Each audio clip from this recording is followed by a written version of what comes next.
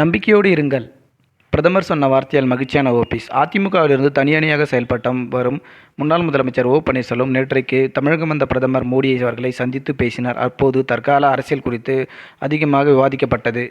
அதிமுக பாஜக கூட்டணி முறிவு ஏற்பட்ட நிலையில் தமிழக பாஜக தலைமையில் ஒரு மிகப்பெரிய அணி கட்டமைக்க தமிழக பாஜக தலைவர் அண்ணாமலை பல்வேறு முயற்சிகளை மேற்கொண்டு வருகிறார். ஆனால் எடப்பாடி பழனிசாமி பலமாக நம்பியிருந்த பாஜக தற்போது எடப்பாடி பழனிசாமி அதிமுகவுடன் கூட்டணி இல்லை என கூறியதால் மிகப்பெரிய கலக்கமடைந்தது.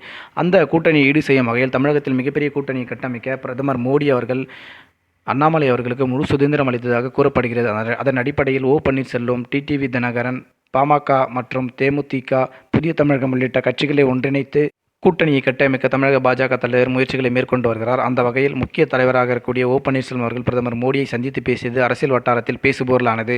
அதில் ஓபிஎஸ் அவர்களின் அரசியல் எதிர்காலம் குறித்து மோடி அவர்கள் அமைதியாக இருங்கள், உங்கள் வேலையை பாருங்கள், சிறப்பான எதிர்காலம் அமைய வாழ்த்திவிட்டு சென்றதாக கூறப்படுகிறது. இந்த பிரதமரின் இந்த வாசகம் மூலமாக ஓ. பன்னீர்செல்வம் மிகவும் மகிழ்ச்சியடைந்துள்ளதாகவும் அதன் அடிப்படையில் தற்போது ஆர்வமாக தென் மாவட்டங்களில் அரசியல் பயணங்களை மேற்கொள்ளவும் ஆயத்தமாகியிருப்பதாக தகவல்கள் தெரிவிக்கின்றன.